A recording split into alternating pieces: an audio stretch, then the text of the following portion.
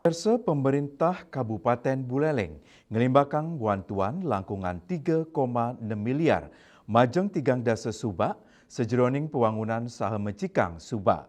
Bantuan sanerau saking APBN Inujab kaaptiang sida nincapang produktivitas pertanian sepisanan ngukuhang ketahanan pangan ring Buleleng.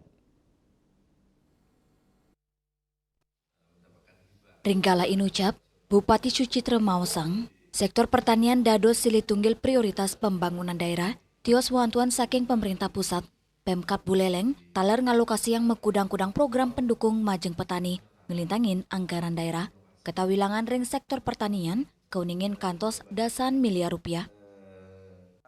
Kalau totalnya semua nanti sekitar 7 miliaran ya semua. Di luar daripada insentif dari pemerintah Kabupaten Buleleng. Kalau di semuanya digabungkan semua bantuan sekitar 12 miliaran mereka. Untuk Subak aja.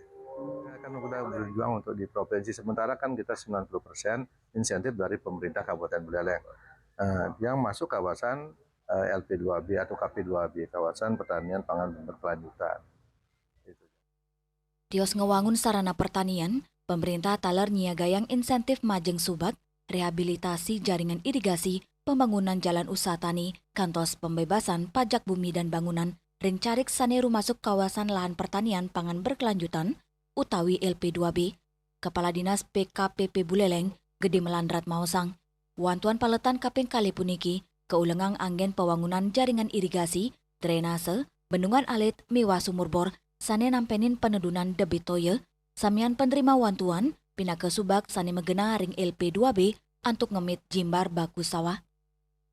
Sekarang ini adalah mengarah kepada infrastruktur pengairan atau irigasi.